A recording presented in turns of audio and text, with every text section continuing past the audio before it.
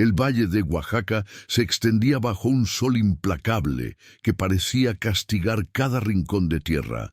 Era 1854 y la hacienda San Rafael dominaba el horizonte con sus muros de adobe y sus campos que se perdían entre montañas azuladas. Aquí, donde el polvo se mezclaba con el sudor de cientos de almas encadenadas a la tierra, vivía Catalina Mendoza, una joven de 23 años cuyos ojos oscuros guardaban un océano de tristeza contenida. Catalina había crecido en la casa principal, hija de don Sebastián Mendoza, un hacendado cuya crueldad solo era superada por su obsesión con perpetuar su apellido. Desde que su esposa murió al dar a luz a Catalina, don Sebastián había esperado que su única hija le diera nietos que heredaran sus tierras. Pero los años pasaban y Catalina permanecía soltera, no por falta de pretendientes, sino porque su padre rechazaba a cada uno con desprecio, alegando que ninguno era lo suficientemente digno. La verdadera razón, sin embargo, era más oscura. Don Sebastián disfrutaba del control absoluto sobre la vida de su hija, y entregarla en matrimonio significaba perder ese poder. Si estás disfrutando esta historia, no olvides suscribirte y dejarnos un comentario diciéndonos desde dónde nos estás viendo. Ahora, continuemos. La mañana del 15 de marzo, Catalina despertó con el sonido de voces alteradas en el patio. Se levantó de su cama con dosel y se acercó a la ventana, corriendo apenas las cortinas de encaje. Abajo, su padre conversaba con don Rodrigo Villareal, el médico del pueblo, un hombre encorvado que llevaba un maletín negro y expresión seria. Catalina no podía escuchar las palabras, pero veía cómo su padre gesticulaba con violencia, golpeando su bastón contra el suelo empedrado. Esa tarde, cuando el sol comenzaba su descenso tiñendo el cielo de naranjas y rojos, don Sebastián mandó llamar a Catalina a su estudio. Era una habitación opresiva, llena de libros de contabilidad, mapas de la hacienda y el olor penetrante a tabaco y aguardiente. Su padre estaba de pie frente a la ventana, de espaldas a ella, las manos entrelazadas detrás de su cuerpo robusto. «Catalina», dijo sin voltear, su voz grave resonando entre las paredes, «el doctor Villareal me ha confirmado lo que ya sospechaba. Tu vientre es estéril. Eres incapaz de darme descendencia». Las palabras cayeron como piedras sobre Catalina. Sintió que las piernas le flaqueaban, pero se mantuvo firme, apretando los puños sobre su vestido azul de algodón. «Padre, eso no puede». «Silencio», rugió don Sebastián, volteándose finalmente. Su rostro estaba enrojecido por la furia y el alcohol. «Durante años esperé, paciente, creyendo que encontraría un hombre digno para ti, pero ahora entiendo que eres defectuosa como tu madre. Ella murió sin darme un hijo varón, y tú no me darás nada». Catalina sintió las lágrimas ardiendo en sus ojos, pero se negó a dejarlas caer. «¿Qué quiere decir con eso, padre?» Don Sebastián se acercó a su escritorio de caoba y tomó un vaso de cristal lleno de licor oscuro. Lo bebió de un trago antes de responder. «Significa que ya no tienes valor como hija. No puedo casarte con alguien de buena posición porque sería una vergüenza para esta familia, pero tampoco puedo echarte sin más. La gente hablaría». Hizo una pausa, una sonrisa cruel dibujándose en sus labios.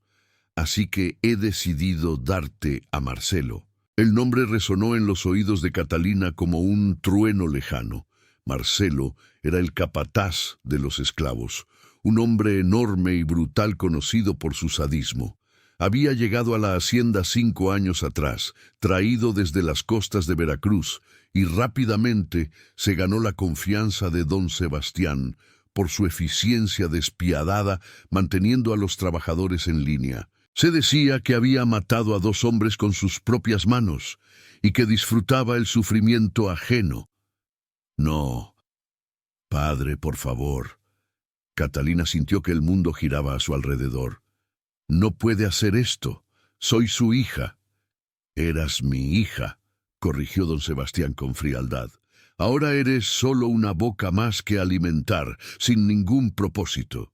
Al menos con Marcelo servirás para algo, aunque sea para calentar su cama. Mañana al mediodía se hará la entrega. Prepara tus cosas, las pocas que te permitiré llevar. Catalina salió del estudio tambaleándose, las piernas apenas sosteniéndola. Atravesó el pasillo con sus azulejos de Talavera, subió las escaleras de madera que crujían bajo sus pies y llegó a su habitación. Solo entonces se permitió llorar, cayendo de rodillas sobre el piso frío. El mundo que conocía se había desmoronado en cuestión de minutos. Rosa, la criada indígena que la había cuidado desde niña, entró sin llamar. Era una mujer de 50 años, de rostro arrugado, pero ojos bondadosos, que habían visto demasiado sufrimiento en la hacienda. Sin decir palabra, se arrodilló junto a Catalina y la abrazó, dejando que la joven llorara en su hombro. «Ya sé, niña, ya sé», murmuró Rosa en su español mezclado con zapoteco. «Todo el servicio lo sabe. Tu padre lo anunció en el patio como si estuviera vendiendo una mula». «¿Por qué me odia tanto, Rosa?», sollozó Catalina. «¿Qué hice para merecer esto?». Rosa acarició el cabello oscuro de Catalina con ternura maternal. «Tu padre no odia a nadie, niña. Para odiar hay que tener corazón. Él solo ve posesiones, herramientas, cosas que usa o desecha según le convienen. Y tú dejaste de serle útil». La noche cayó sobre la hacienda como un manto negro. Catalina no pudo dormir, recostada en su cama por última vez, mirando las sombras que la luna proyectaba en el techo. Pensó en huir, en tomar un caballo y escapar hacia el pueblo, quizás buscar refugio en la iglesia. Pero sabía que su padre tenía ojos en todas partes y que la traerían de vuelta antes del amanecer. Además, ¿qué futuro le esperaba a una mujer sola, sin recursos, en un mundo que pertenecía a los hombres? El amanecer llegó demasiado pronto. Rosa vino a ayudarla a vestirse, eligiendo un vestido sencillo de algodón café, apropiado para su nueva condición.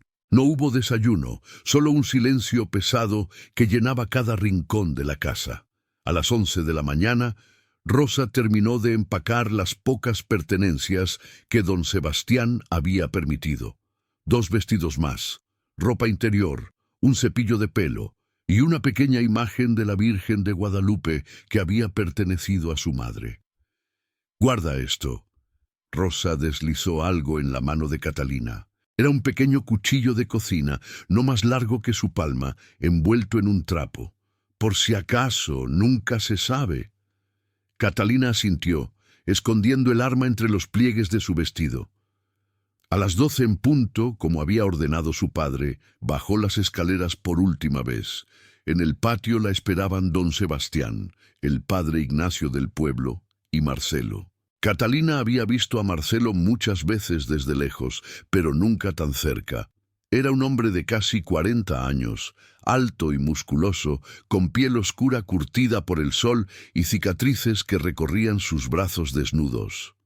Su rostro era duro como piedra tallada, con ojos negros que no reflejaban nada, como pozos sin fondo.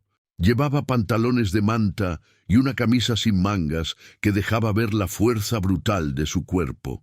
En su cinturón colgaba un látigo enrollado, el mismo que usaba con los esclavos en los campos. «Aquí está», anunció don Sebastián con indiferencia, como quien entrega mercancía. «Padre Ignacio, proceda con la bendición». El sacerdote, un hombre anciano de rostro bondadoso que claramente estaba incómodo con la situación, tartamudeó algunas palabras en latín, bendijo la unión con manos temblorosas y se retiró rápidamente sin siquiera mirar a Catalina a los ojos. No hubo ceremonia real. No hubo votos, solo una transacción fría presenciada por algunos sirvientes que observaban desde las sombras. «Es tuya ahora». Don Sebastián se dirigió a Marcelo. «Haz con ella lo que quieras, solo te pido que la mantengas lejos de mi vista». Marcelo asintió sin expresión. Su voz, cuando finalmente habló, era profunda y áspera como grava. «Ven». No fue una invitación, fue una orden. Catalina recogió su pequeño bolso y siguió a Marcelo a través del patio, pasando por delante de los establos, más allá de los campos donde los esclavos trabajaban bajo el sol, hasta llegar a una zona del valle que nunca había visitado. Aquí, cerca del río que bordeaba la propiedad, había una construcción de adobe y madera, más grande que las chozas de los esclavos, pero infinitamente más humilde que la casa principal. Era la vivienda de Marcelo, rodeada por un pequeño corral con gallinas y un jardín descuidado. El interior era espartano. Un cuarto principal con una mesa tosca, 2 sillas desparejas, un fogón de piedra y una puerta que llevaba a lo que supuso era el dormitorio. Las paredes desnudas de adobe estaban manchadas por años de humo y humedad. Olía a tierra, sudor y algo metálico que Catalina no pudo identificar. Marcelo dejó caer su sombrero sobre la mesa y se sirvió agua de un cántaro de barro. Bebió largamente mientras Catalina permanecía de pie junto a la puerta, aferrando su bolso como si fuera un salvavidas. Finalmente, él la miró, esos ojos oscuros estudiándola con la misma expresión que usaría para evaluar ganado. «Tu padre dice que eres estéril», dijo sin preámbulos. Catalina asintió apenas, incapaz de encontrar su voz. «Bien, no quiero hijos de todas formas, son bocas que alimentar y problemas que evitar». Se limpió la boca con el dorso de la mano. «Las reglas son simples, cocinas, limpias, lavas mi ropa. Cuando te llame, vienes. Cuando te diga que te vayas, te vas. No me haces preguntas, no me molestas cuando trabajo y definitivamente no lloras. ¿Entendido?» «Sí», Catalina susurró. Más fuerte. «Sí, entiendo». Marcelo asintió. «El dormitorio está ahí. Hay un catre adicional. Duermes ahí hasta que yo diga lo contrario». Se dirigió hacia la puerta. «Tengo trabajo. Cuando regrese, quiero comida caliente en la mesa». Y así, sin más palabras, salió, dejando a Catalina sola en lo que ahora era su prisión. Ella dejó caer su bolso en el suelo de tierra compactada y se permitió un momento de debilidad, las lágrimas corriendo silenciosas por sus mejillas. Pero solo un momento. Luego se secó la cara, respiró profundo y comenzó a explorar su nueva realidad. Los días siguientes se convirtieron en una rutina mecánica. Catalina se levantaba antes del amanecer, encendía el fogón, preparaba tortillas y frijoles para el desayuno de Marcelo. Él comía en silencio, nunca agradecía, nunca hablaba más de lo necesario. Luego se iba a supervisar el trabajo en los campos y no regresaba hasta bien entrada la tarde, cubierto de polvo y sudor, oliendo a tierra y violencia contenida. Catalina limpiaba la casa, lavaba la ropa en el río donde otras mujeres esclavas también trabajaban. Al principio, ellas la miraban con recelo y curiosidad. Esta mujer que había caído de la casa grande para convertirse en poco más que una esclava ella misma. Pero con el tiempo, algunas comenzaron a hablarle, compartiendo consejos sobre cómo lidiar con Marcelo, advirtiendo sobre sus estados de ánimo. «Cuando bebe, aléjate», le dijo Lupita, una mujer joven con ojos tristes y manos ásperas. «Se pone peor cuando está borracho. Le gusta lastimar». «¿A quién lastima?», preguntó Catalina, aunque temía la respuesta. Lupita bajó la voz, mirando alrededor para asegurarse de que nadie más escuchaba. «A todos. A los hombres en los campos cuando no trabajan lo suficientemente rápido. A las mujeres que...» Se detuvo, sacudiendo la cabeza. «Solo ten cuidado, hermana. Ese hombre no tiene alma». Por las noches, Marcelo a veces bebía aguardiente, sentado en la mesa, mirando el fuego del fogón con expresión vacía. En esas ocasiones, Catalina se retiraba a su catre en el dormitorio, conteniendo la respiración, rogando que él no la llamara, y durante las primeras 2 semanas no lo hizo. La ignoraba como si ella fuera parte del mobiliario, otra posesión sin importancia. Pero Catalina sabía que eso no duraría. Podía sentir la tensión creciendo, como nubes de tormenta acumulándose en el horizonte. Y tenía razón. La noche del 15º día, cuando ella estaba acostada en su catre pretendiendo dormir, escuchó los pasos pesados de Marcelo entrando al dormitorio. Su corazón se aceleró, el miedo trepando por su columna vertebral. «¡Ven aquí!», ordenó desde su cama. Catalina se quedó inmóvil, paralizada. «Te dije que vinieras». Su voz se endureció peligrosamente. Con manos temblorosas, Catalina se levantó. La luna entraba por la pequeña ventana, proyectando luz plateada sobre la escena. Marcelo estaba recostado en su cama, sin camisa, mirándola con esos ojos sin fondo. «Por favor», Catalina susurró, odiándose a sí misma por suplicar. «No estoy lista». Marcelo se incorporó lentamente, como un depredador evaluando a su presa. «¿Lista?», repitió con algo parecido a la diversión en su voz. «No me importa si estás lista. Tu padre te dio a mí. Eres mía para hacer lo que quiera». Se levantó y Catalina retrocedió instintivamente hasta que su espalda chocó contra la pared de adobe. Marcelo se acercó, su presencia llenando todo el espacio, el olor a alcohol y sudor invadiendo sus sentidos. Extendió una mano enorme y agarró la barbilla de Catalina, forzándola a mirarlo. «Pero», dijo después de un momento que pareció eterno, «no soy un animal, aunque tu padre piense lo contrario». La soltó bruscamente.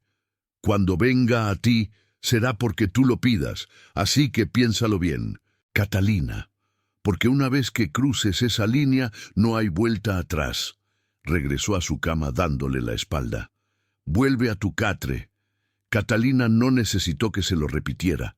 Regresó a su pequeño refugio, temblando de pies a cabeza, sin entender qué había pasado.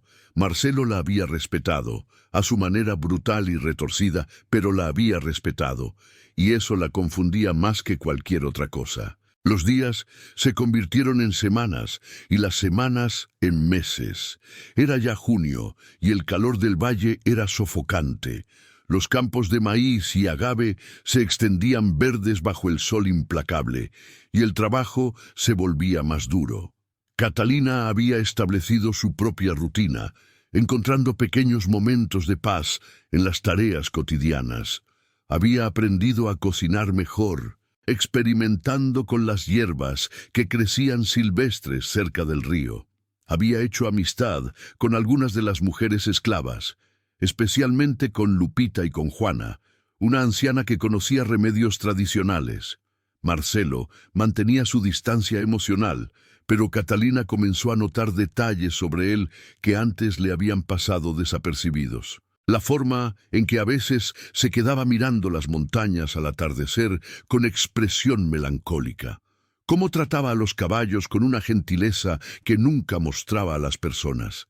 Las cicatrices en su espalda que vio una mañana cuando él se lavaba en el patio, marcas de látigo que contaban una historia de sufrimiento que él nunca compartía. Una tarde de julio, mientras Catalina preparaba la cena, Marcelo llegó más temprano de lo usual. Traía algo en las manos, envuelto en tela. Sin decir palabra, lo dejó sobre la mesa frente a ella. «¿Qué es?», preguntó Catalina sorprendida. «Ábrelo». Con dedos cautelosos, Catalina desenvolvió la tela.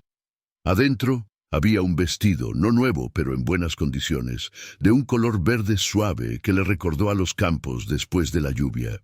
También había un pequeño espejo de mano con marco de madera tallada. «Tu ropa está gastada», dijo Marcelo simplemente, «y pensé que querrías verte de vez en cuando». Catalina levantó la vista, estudiando su rostro duro, buscando algún indicio de sus motivaciones. «¿Por qué?». Por primera vez desde que la conocía, algo parecido a la incomodidad cruzó los rasgos de Marcelo. «Porque Se detuvo, como si las palabras fueran extranjeras en su lengua. Porque no eres como tu padre dice. No eres inútil. Fue un comentario pequeño, casi insignificante, pero para Catalina significó más de lo que podía expresar. Gracias, dijo suavemente. Marcelo asintió bruscamente y salió de nuevo, dejándola sola con el regalo. Catalina sostuvo el vestido contra su cuerpo, sintiendo la tela suave entre sus dedos, y por primera vez en meses sintió algo parecido a la esperanza brotando en su pecho. Esa noche, mientras preparaba la cena, se atrevió a hacer algo que había evitado: hablarle a Marcelo sin que él iniciara la conversación. «¿Puedo preguntarte algo?», dijo mientras ponía tortillas calientes en la mesa. Marcelo la miró con cautela. «Depende de qué. ¿Por qué mi padre confía tanto en ti? Quiero decir, en esta hacienda hay muchos hombres, pero tú eres diferente». Marcelo masticó lentamente, considerando si responder. Finalmente dijo: «Porque yo hago lo que otros no pueden. Mantengo el orden. Me aseguro de que el trabajo se haga». «¿Siempre fuiste así?». Una sombra cruzó el rostro de Marcelo. «No, una vez fui como ellos», señaló vagamente hacia donde estaban las barracas de los esclavos. «Nací en las plantaciones de Veracruz. Mi madre fue esclava. Mi padre. Ni siquiera sé quién fue. Trabajé bajo el látigo desde que pude caminar». Catalina se sentó en la otra silla, olvidando por un momento su lugar. «Entonces, ¿cómo?». «Me volví más fuerte, más cruel. Aprendí que en este mundo o eres el que sostiene el látigo o el que lo recibe. No hay término medio». Sus ojos se encontraron con los de ella.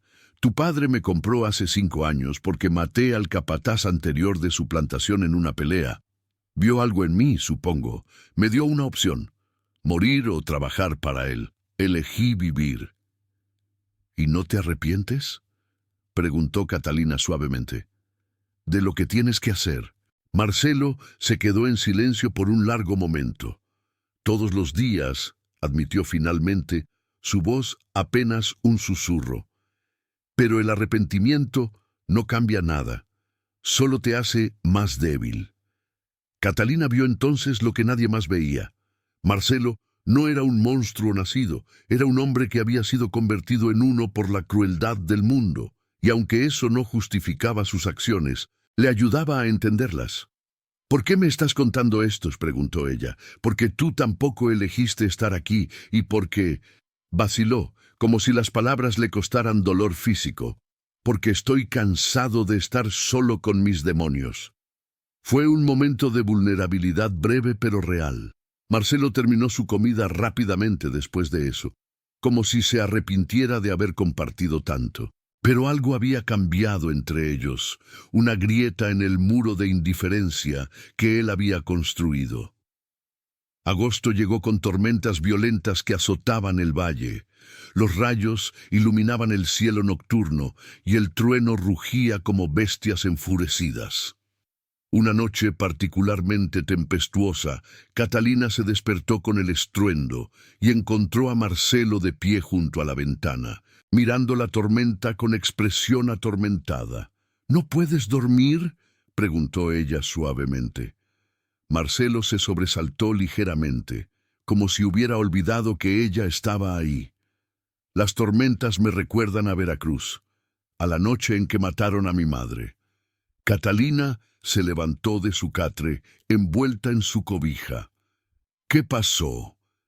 «El amo de la plantación decidió que era demasiado vieja para trabajar. La vendió a un comerciante que necesitaba esclavos para las minas del norte». Su voz era monótona, como si estuviera contando la historia de otra persona. «Llovía esa noche, igual que ahora. Ella trató de escapar. La alcanzaron en el río. Se ahogó tratando de cruzar». «Lo siento». Catalina se acercó, parándose junto a él en la ventana. La lluvia golpeaba el techo de tejas con furia. «Yo tenía 14 años. Después de eso, algo dentro de mí murió. Me volví. Esto…». Hizo un gesto vago hacia sí mismo.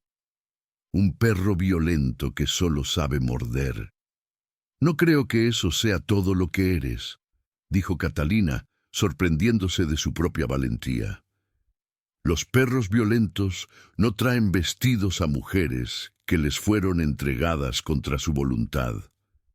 No escuchan historias junto a la ventana durante tormentas. Marcelo la miró entonces, realmente la miró, como si la viera por primera vez. ¿Por qué eres amable conmigo? Tu padre me usó como castigo, como la peor humillación que podía infligirte. Deberías odiarme. Tal vez debería, admitió Catalina. Pero el odio requiere energía y estoy cansada. Además, tú no elegiste esto más de lo que yo lo hice. Un relámpago iluminó el rostro de Marcelo, revelando algo en sus ojos que ella nunca había visto antes. Gratitud mezclada con dolor. Eres demasiado buena para este lugar. Para mí. No soy buena. Catalina sacudió la cabeza. Solo estoy tratando de sobrevivir como tú. Esa noche, algo fundamental cambió entre ellos.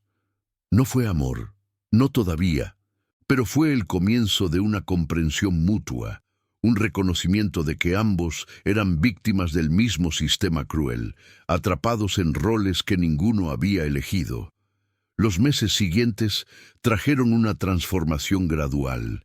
Marcelo comenzó a hablar más, compartiendo pequeños fragmentos de su vida, sus pensamientos. Catalina descubrió que él sabía leer, algo raro para alguien de su origen, enseñado por un sacerdote compasivo en Veracruz antes de que lo vendieran. Por las noches, cuando el trabajo terminaba, a veces le leía pasajes de la Biblia que guardaba escondida, su voz profunda dándole vida a las palabras antiguas. Catalina, por su parte, compartió sus propios recuerdos, cómo su madre había muerto cuando ella era bebé, dejándola con un padre que la culpaba por esa pérdida. Cómo había pasado su infancia tratando desesperadamente de ganar el amor de un hombre incapaz de darlo.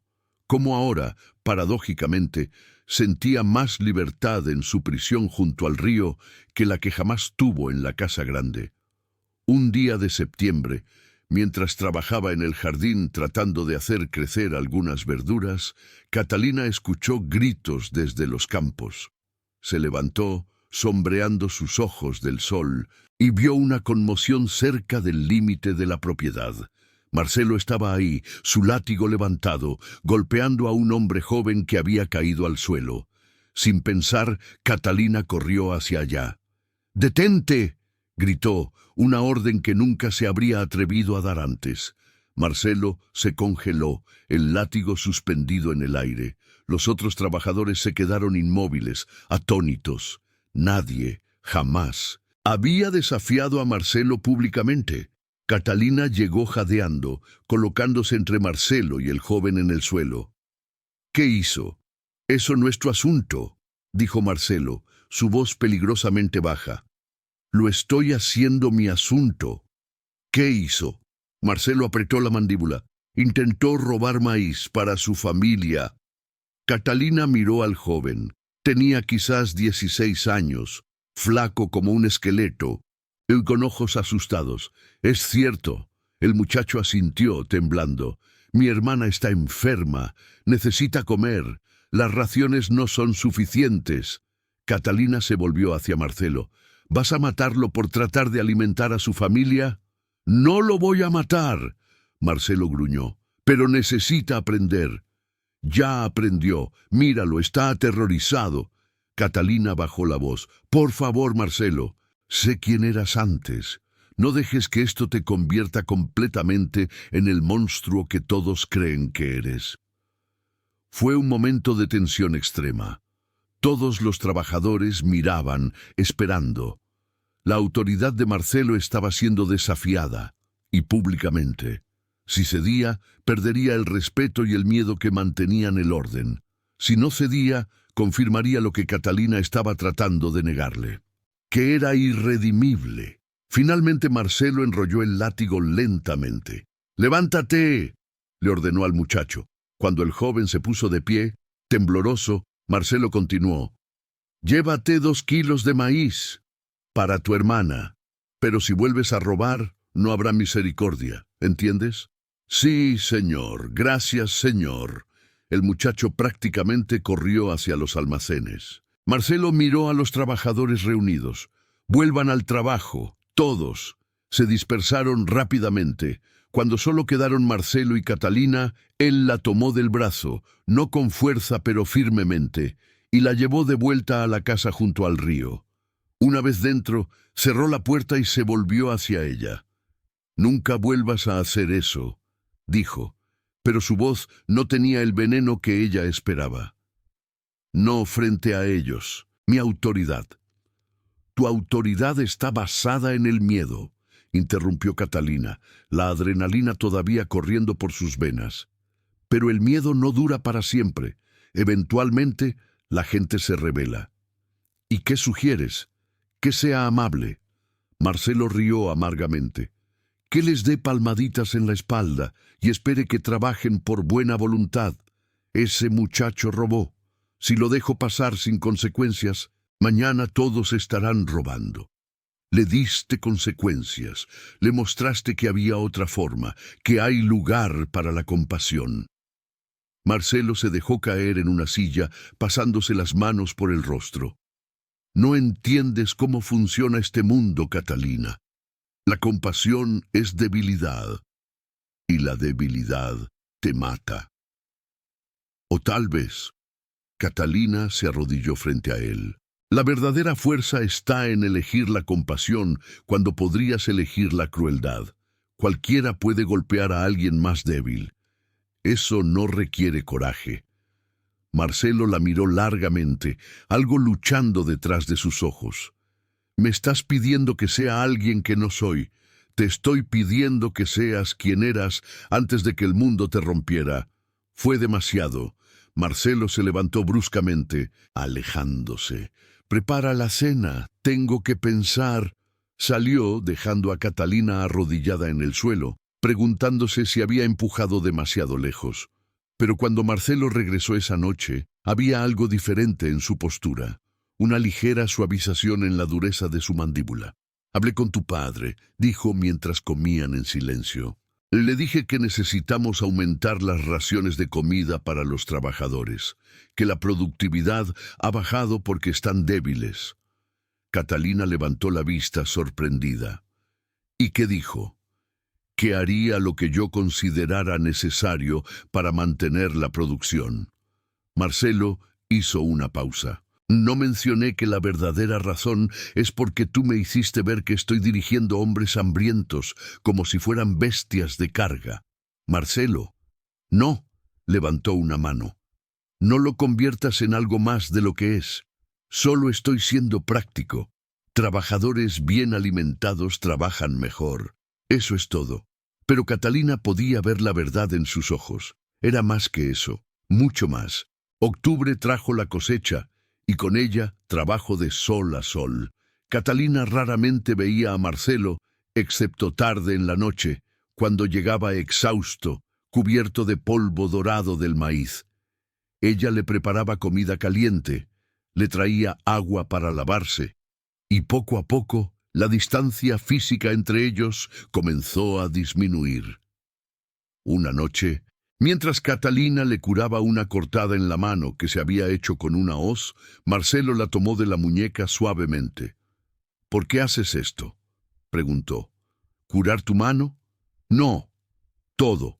Cuidarme, desafiarme, hacerme querer ser mejor».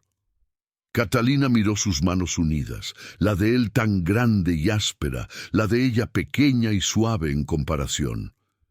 «Porque creo que lo mereces. Y porque…» Se detuvo, sorprendida por su propia honestidad. «Porque empiezas a importarme». Marcelo cerró los ojos como si las palabras le causaran dolor físico. «No deberías. Soy…» «Eres un hombre que está tratando, y eso es suficiente». Esa noche, por primera vez, Marcelo no durmió en su cama. Se recostó en el suelo junto al catre de Catalina, su mano buscando la de ella en la oscuridad. No dijeron nada más, no necesitaban hacerlo. Simplemente estuvieron ahí, dos almas rotas encontrando consuelo en la presencia del otro. Noviembre llegó con vientos fríos que bajaban de las montañas. La cosecha había sido buena, y don Sebastián estaba de humor celebratorio. Organizó una fiesta en la casa grande, invitando a otros hacendados de la región para presumir su éxito. Catalina, desde su distancia junto al río, podía escuchar la música y las risas llevadas por el viento nocturno. —¿Extrañas esa vida? —preguntó Marcelo, sentado a su lado fuera de la casa, mirando las luces distantes. —A veces —admitió Catalina—, no la vida en sí, sino la ilusión de seguridad, la comodidad. Hizo una pausa. —Pero no cambiaría donde estoy ahora. Marcelo la miró con sorpresa. —¿En serio? —En serio. Allá arriba era una prisionera dorada. Aquí al menos soy real. ¿Y tú? Se sonrojó ligeramente. Tú me ves, no como una posesión o una decepción, solo como Catalina. —Catalina —repitió Marcelo suavemente, como probando el nombre en su lengua—. Me gusta cómo suena. Se quedaron en silencio, escuchando el viento. Entonces Marcelo habló de nuevo, su voz insegura. —¿Recuerdas lo que te dije? ¿Que cuando vinieras a mí sería porque tú lo pedirías? El corazón de Catalina se aceleró. —Lo recuerdo. ¿Y si...? Se detuvo, buscando las palabras correctas. —¿Y si yo fuera el que pidiera? Catalina se volvió para mirarlo completamente. La luz de la luna iluminaba su rostro, suavizando las líneas duras, revelando al hombre vulnerable debajo de la máscara brutal. —¿Qué estás pidiendo, Marcelo? —No lo sé exactamente —admitió—. Nunca he tenido algo real, nunca he importado a nadie, y la idea de que tú, de que nosotros... Sacudió la cabeza, frustrado con su incapacidad para articular lo que sentía. Catalina tomó su rostro entre sus manos, obligándolo a mirarla. —Estoy aquí, no me voy a ningún lado. Y lo que sea que esto es entre nosotros, no tienes que nombrarlo, solo déjalo ser. Marcelo cerró los ojos, apoyándose en su toque. —Tengo miedo —susurró—, de lastimarte, de arruinar esto, de que descubras que no soy digno de... Shh. Catalina lo silenció, colocando un dedo sobre sus labios. Nadie es completamente digno de ser amado. Pero eso no significa que no merezcamos intentarlo. Fue Catalina quien cerró la distancia, besándolo suavemente. Marcelo se congeló por un momento, como si no pudiera creer que estaba pasando, y luego la jaló hacia él con una desesperación que hablaba de años de soledad. El beso fue torpe al principio, lleno de dudas y miedos, pero gradualmente se transformó en algo más profundo, una conexión que trascendía las palabras. Cuando finalmente se separaron, ambos estaban temblando. —Ven —dijo Marcelo, levantándose y ofreciéndole su mano—. Ya no quiero dormir solo. Esa noche, en la privacidad de su habitación, se entregaron el uno al otro. No fue la violencia brutal que Catalina había temido meses atrás.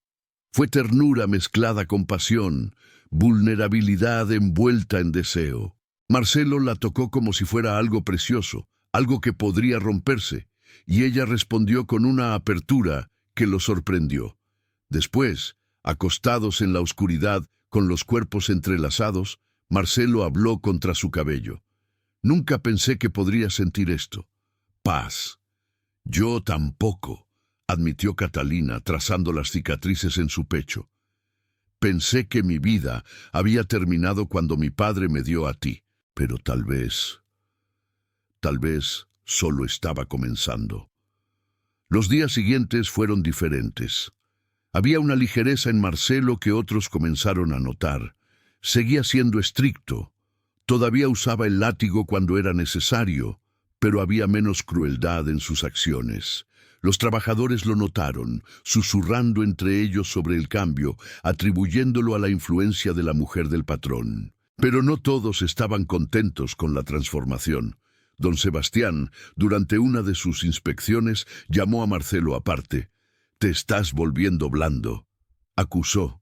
su voz llena de desprecio. «Los trabajadores están hablando. Dicen que esa hija inútil mía te está castrado». Marcelo apretó la mandíbula. «La producción no ha bajado. De hecho, es más alta que el año pasado».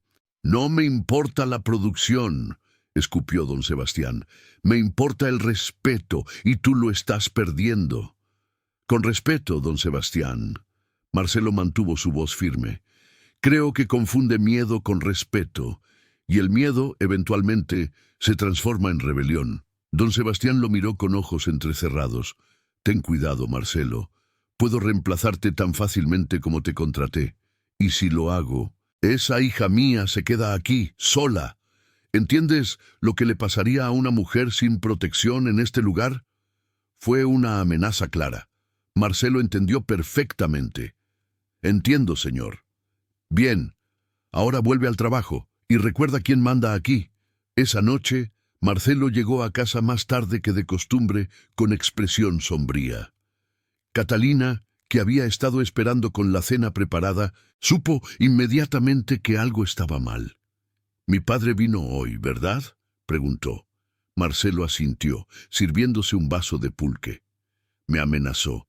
Dijo que me reemplazaría si no vuelvo a ser el capataz brutal que fui». «¿Y qué vas a hacer?». Marcelo bebió largamente antes de responder. «No lo sé. Si pierdo este trabajo, no tenemos nada. Te quedarías aquí, vulnerable. Pero si vuelvo a ser quien era». Miró sus manos como si estuvieran manchadas de sangre invisible. «No sé si podría vivir conmigo mismo». Catalina se acercó, tomando sus manos entre las suyas.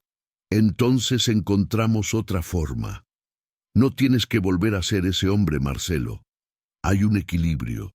Puedes ser firme sin ser cruel. Y si no es suficiente, entonces enfrentamos las consecuencias juntos». Marcelo la miró con una mezcla de amor y desesperación. «¿Por qué arriesgarías todo por mí? Porque tú harías lo mismo por mí, y porque creo en el hombre que estás tratando de ser». Era diciembre cuando llegó la crisis. Uno de los trabajadores, un hombre llamado Esteban, organizó una protesta silenciosa. Los esclavos simplemente dejaron de trabajar, sentándose en los campos bajo el sol ardiente, exigiendo mejores condiciones. Don Sebastián estaba furioso. Convocó a Marcelo inmediatamente. «Esto es tu culpa», rugió.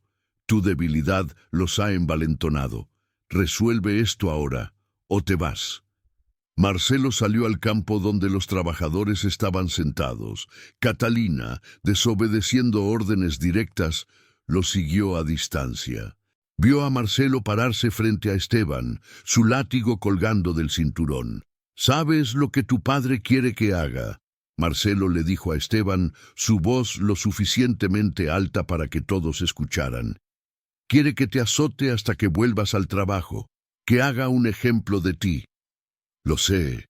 Esteban levantó la barbilla desafiante. «Pero ya no tengo miedo. Prefiero morir de pie que vivir de rodillas». Hubo un momento de silencio tenso. Todos esperaban, conteniendo la respiración. Marcelo miró hacia donde Catalina estaba parada, buscando. ¿Qué? ¿Permiso? ¿Fortaleza? ¿Redención? Finalmente, Marcelo se quitó el látigo del cinturón, pero en lugar de levantarlo, lo dejó caer en el suelo. «Tienes razón», dijo su voz quebrándose ligeramente.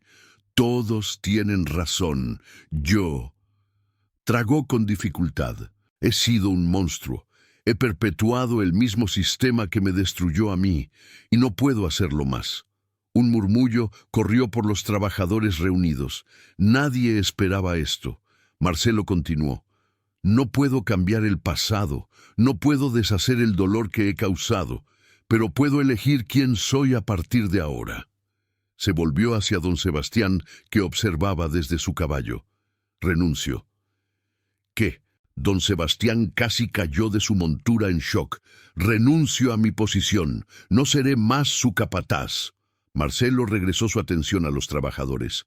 «Pero les advierto, el siguiente hombre que contrate será peor que yo. Siempre hay alguien más desesperado, más dispuesto a vender su alma. así que piensen cuidadosamente en lo que están ganando aquí. Don Sebastián había recuperado su compostura. Si renuncias, te vas con las manos vacías, y esa, señaló a Catalina, se queda aquí. Marcelo miró a Catalina. En sus ojos había disculpa y determinación mezcladas. Luego, para sorpresa de todos, Esteban se levantó. «Esperamos», dijo Esteban. «No queríamos destituirlo, Marcelo. Queríamos que cambiara, y lo ha hecho. Pedimos que siga siendo nuestro capataz, pero uno justo. Uno que nos trate como hombres, no como animales». Otros trabajadores se levantaron también, asintiendo su acuerdo. Fue un momento extraordinario. Esclavos abogando por su opresor porque habían visto la chispa de humanidad en él. Don Sebastián, viendo que estaba siendo superado, gruñó con disgusto. «Fine, Marcelo, mantienes tu trabajo, pero la primera señal de problemas reales y ambos se van. ¿Entendido?» «Entendido». Marcelo asintió. Don Sebastián se alejó cabalgando, maldiciendo en voz baja.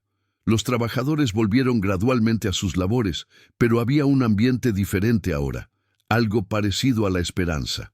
Catalina corrió hacia Marcelo, quien se había quedado parado en medio del campo, temblando ligeramente por la adrenalina.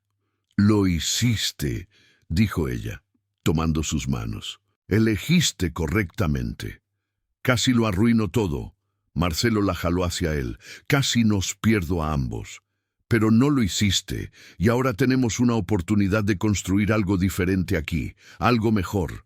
Era ambicioso, quizás ingenuo, pero en ese momento, rodeados por los campos dorados bajo el sol de diciembre, sintieron que todo era posible. Los meses siguientes fueron de transformación gradual. Marcelo implementó cambios, mejores raciones, días de descanso, castigos menos severos. La productividad, contrario a los temores de don Sebastián, se mantuvo alta.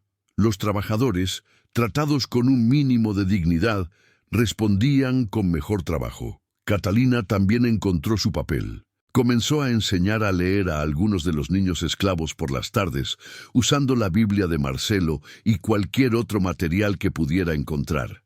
Era pequeño, casi insignificante en el gran esquema de las cosas, pero era un comienzo. Su relación con Marcelo se profundizó. Él compartía más de su pasado, exorcizando demonios que había cargado durante décadas. Ella hablaba de sus propios traumas, de sentirse no amada y defectuosa.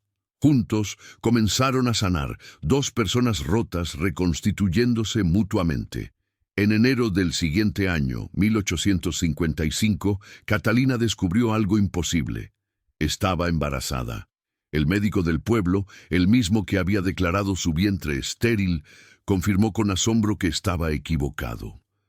Quizás el estrés de vivir en la casa de su padre había afectado su fertilidad, o quizás el diagnóstico original fue simplemente incorrecto.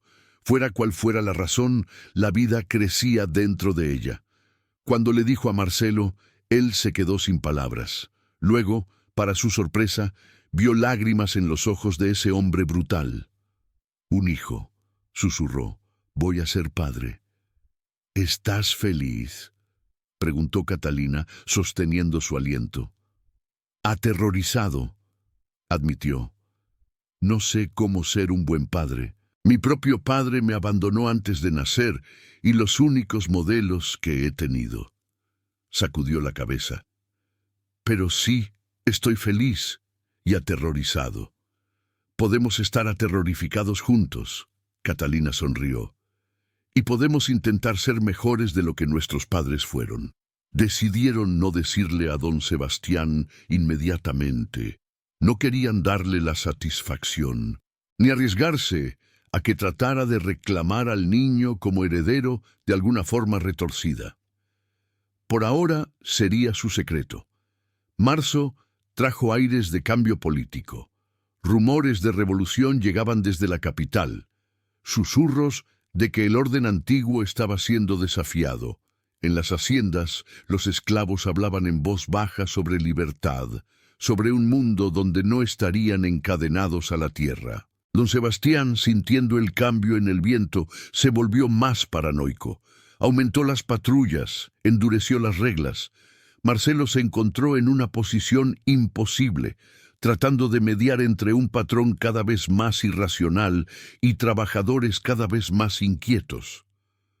Una noche de abril, don Sebastián apareció borracho en la casa junto al río. Golpeó la puerta con fuerza, haciendo que Catalina saltara asustada. Marcelo abrió, colocándose inmediatamente entre su patrón y Catalina. «Necesito hablar con mi hija», demandó don Sebastián. «Está descansando». Marcelo mantuvo su voz firme. «Puede volver mañana». «Es mi hija. No necesito tu permiso». Don Sebastián trató de empujar a Marcelo, pero el hombre más joven no se movió. «Con respeto, señor. Dejó de ser su hija el día que me la dio, sus propias palabras». Don Sebastián lo miró con odio. «Te estás volviendo demasiado grande para tus botas, Marcelo. Recuerda que puedo destruirte con una palabra». Quizás Marcelo no retrocedió, pero no sin consecuencias. Los trabajadores me respetan ahora. Si me echa, podría perder más que un capataz. Era un farol arriesgado, pero funcionó. Don Sebastián retrocedió escupiendo al suelo. «Esta conversación no ha terminado».